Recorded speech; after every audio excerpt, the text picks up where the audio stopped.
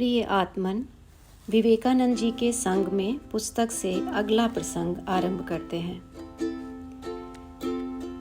वर्ष 1898 ईस्वी, फरवरी, स्थान बेलूर, किराए का मठ।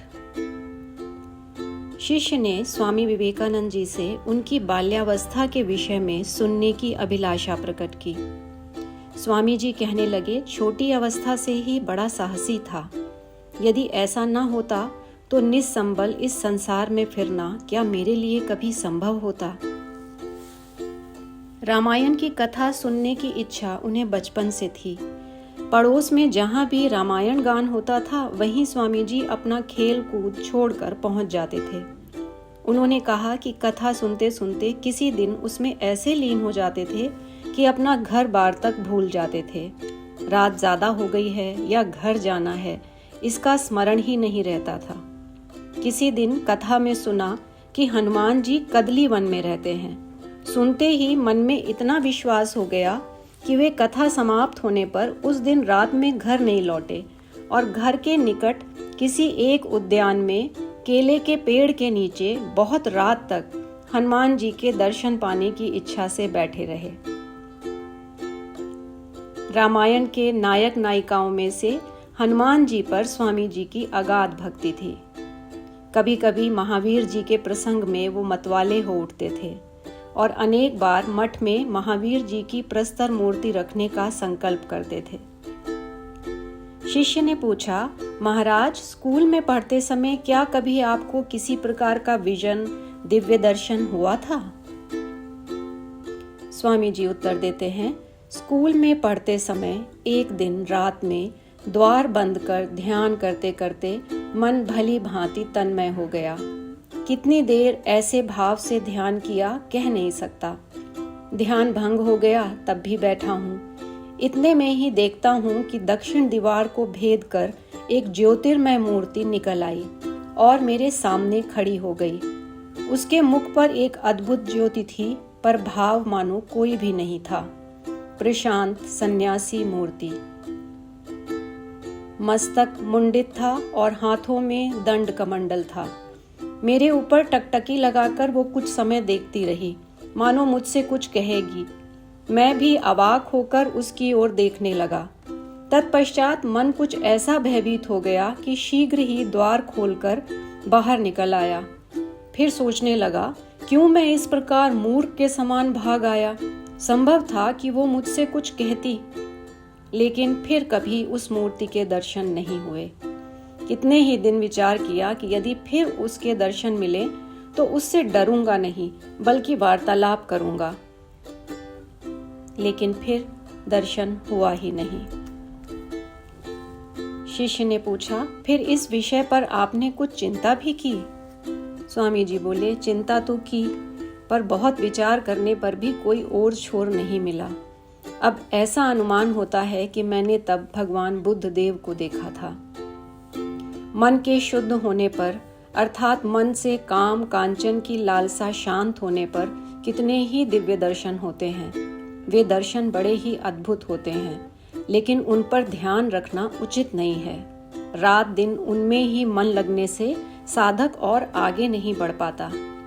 तुमने भी तो सुना है, श्री गुरुदेव कहा करते थे, मेरे चिंता मणि की ड्योढ़ी पर कितने ही मणि पड़े हुए हैं। आत्मा का साक्षात्कार करना ही उचित है। इन सब पर ध्यान देने से क्या होगा। इन कथाओं को कहते ही स्वामी जी तन्मय होकर किसी विषय का चिंतन करते हुए कुछ समय तक मौन बैठे रहे। फिर कहने लगे, देखो, जब मैं अमेरिका में था तब मुझ में अद्भुत शक्तियों का स्फुरण हुआ था। क्षण मात्र में मैं मनुष्य की आंखों से ही उसके मन के सारे भावों को जान जाता था। किसी के मन में कैसी ही बात क्यों ना हो, वो सब मेरे समक्ष प्रत्यक्ष हो जाती थी। कभी कभी किसी से कह भी देता था।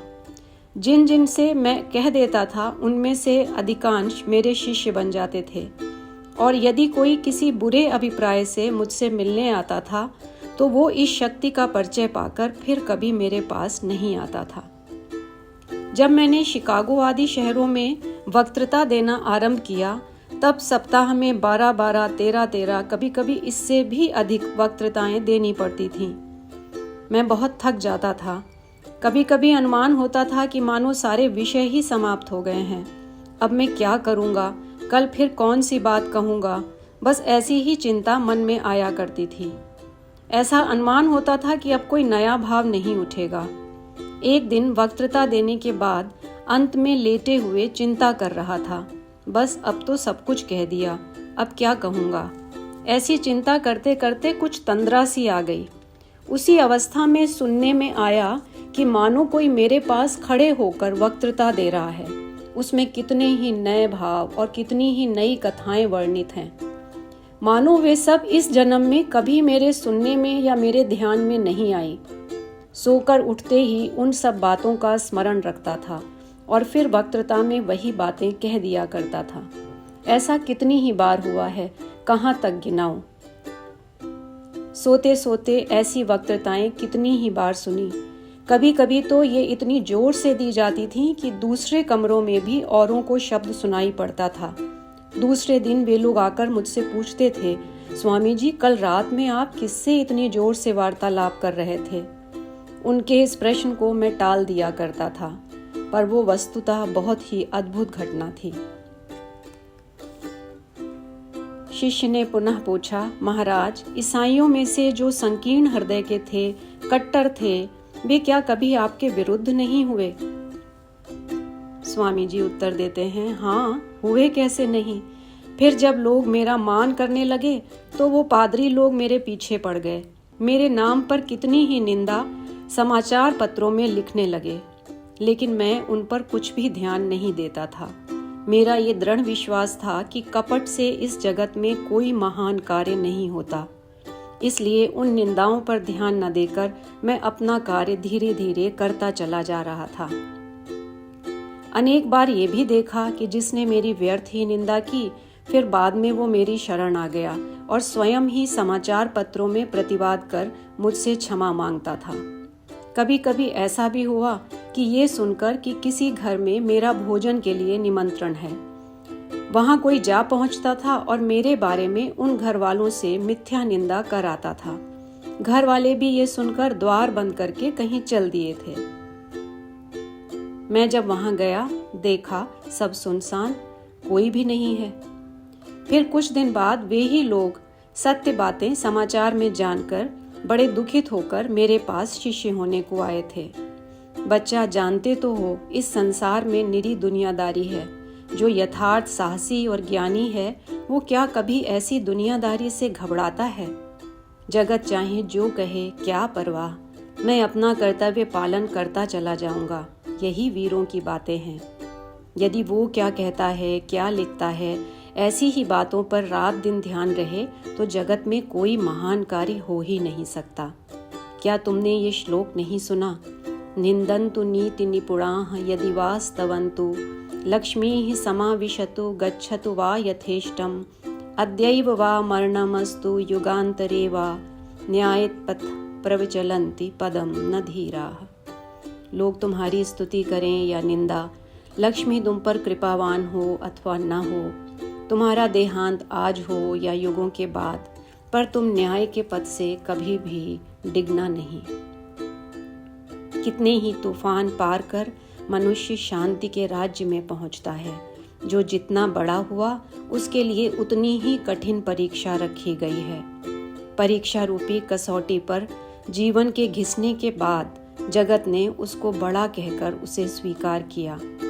जो भीरू कापुरुष होते हैं, वे समुद्र की लहरों को देखकर किनारे पर ही नाव रख देते हैं, और जो महावीर होते हैं, वो क्या किसी की बात पर ध्यान देते हैं। जो कुछ होना है सो हो, मैं अपना इष्ट लाभ अवश्य करके रहूंगा। यही यथार्थ पुरस्कार है। इस पुरस्कार के हुए बिना सैकड़ों दैव भी तुम्हारे जड़त्व को दूर नहीं कर सकते। शिष्य आगे प्रश्न करता है, तो दैव पर निर्भर होना क्या दुर्बलता का चिन्ह है?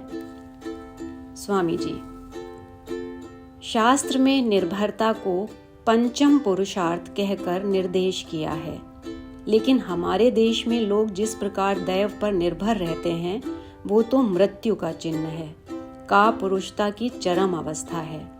ईश्वर की एक अद्भुत कल्पना करके उसके माथे अपने दोषों को थोपने की चेष्टा मात्र है। यदि वे लोग ऐसे भाव पर सर्वदा जमे रहें तो वे मुक्त हैं, लेकिन अच्छे कार्य के समय मैं और बुरे कार्य के समय ईश्वर तुम, इस प्रकार की दैव निर्भरता का तो क्या कहना। सत्य तो ये है कि जब तक पूर्ण प्रेम या पूर्ण ज्ञान नहीं होता तब तक ईश्वर पर निर्भरता की अवस्था आ ही नहीं सकती। जो ठीक ठीक निर्भर हो गए हैं उनमें भले बुरे की भेद बुद्धि नहीं रहती।